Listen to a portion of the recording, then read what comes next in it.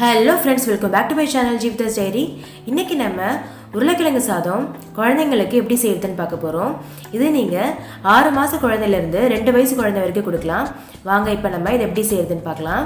அதுக்கு ஒரு குக்கரில் கொஞ்சமாக எண்ணெய் ஊற்றிக்கோங்க, அதாவது 1 டேபிள் ஸ்பூன் கிட்ட. இது கூட 1 டீஸ்பூன் நெய் சேர்த்துக்கோங்க. உங்கள் குழந்தைங்க நிறைய சாப்பிடுவாங்கன்னா இன்னும் கொஞ்சம் கூட நீங்கள் சேர்த்துக்கலாம். நெய் நல்லா உருகின பிறகு இதில் நான் 1 டேபிள் ஸ்பூன் சீரகம் சேர்த்துக்க போகிறேன். இதில் நீங்கள் கொஞ்சமாக கடுகு கூட சேர்த்துக்கலாம். சீரகம் நல்லா பொரிஞ்ச பிறகு நான் ஒரு 3 சின்ன வெங்காயத்தை பொடியை கட் பண்ணி சேர்த்துக்கிறேன். வெங்காயத்தை 2 நிமிஷம் நல்லா வதக்கிக்கிறேன். அதுக்கப்புறம் நான் ஒரு பாதி உருளைக்கிழங்கு கட் பண்ணி வச்சுக்கிறேன். அதை நான் இப்போ சேர்த்துக்க போகிறேன். இந்த மாதிரி பொடியாக நான் கட் பண்ணி பாதி உருளைக்கிழங்க சேர்த்துக்கிட்டேன். குக்கரில் தான் சேர்க்குறவங்கனால இன்னும் கொஞ்சம் பெருசாக கூட இருக்கலாம், பிரச்சனை இல்லை. இப்போ இதில் நான் 1 டீஸ்பூன் மஞ்சள்தூள் சேர்த்துக்கிறேன். அப்புறம் தேவைக்கிறப்ப உப்பு சேர்த்துக்கோங்க. இப்போ இது எல்லாத்தையுமே ஒரு 2 நிமிஷத்துக்கு நல்லா வதக்கிக்கோங்க.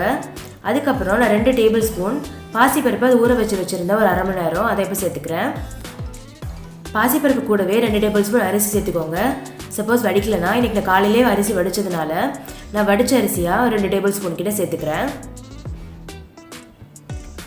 எல்லாத்தையும் நல்லா வதக்கிட்டு நான் 3 கப் இப்போ தண்ணி ஊற்றிக்க போகிறேன். இதில் அப்போ அது நல்லா குழஞ்சி நல்லா வெந்து வரும்.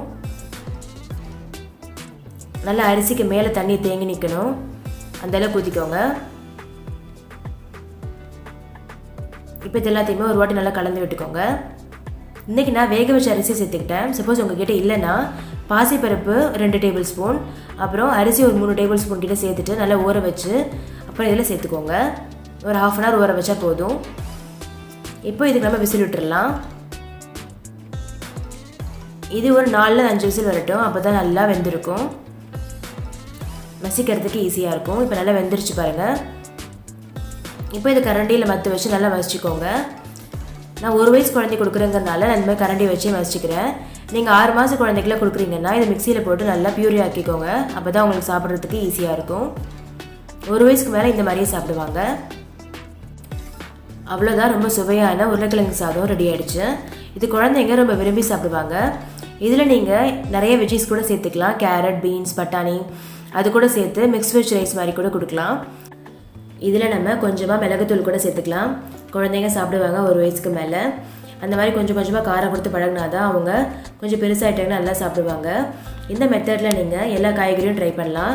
கேரட், பீன்ஸ், பட்டாணி, கோஸ் இதெல்லாமே அவங்க நல்லா விரும்பி சாப்பிடுவாங்க. பட் 6 மாத குழந்தைங்களுக்கு கொடுக்குறீங்கன்னா பதம் மட்டும் செக் பண்ணிக்கோங்க. இந்த மாதிரி முழு சீரகம் இருந்தால் அவங்களுக்கு சாப்பிட்றது கஷ்டமாக இருக்கும். நல்லா பியூரி மாதிரி ஆக்கிட்டு கொடுத்துருங்க. இந்த மாதிரி பேபி ரெசிபிஸ் நம்ம சேனலில் ஆல்ரெடி நிறைய அப்லோட் பண்ணியிருக்கோம். அதோட லிங்க்லாம் நான் டிஸ்கிரிப்ஷன் பாக்ஸில் கொடுக்குறேன், செக் பண்ணி பாருங்கள். இந்த வீடியோ உங்களுக்கு பிடிச்சிருந்துச்சுன்னா, யூஸ்ஃபுல்லாக இருந்துச்சுன்னா ஜீவிதாஸ் டைரி சப்ஸ்கிரைப் பண்ணிக்கோங்க. அப்போ தான் என்னோடய வீடியோஸ் உங்களுக்கு நெக்ஸ்ட் வரும்.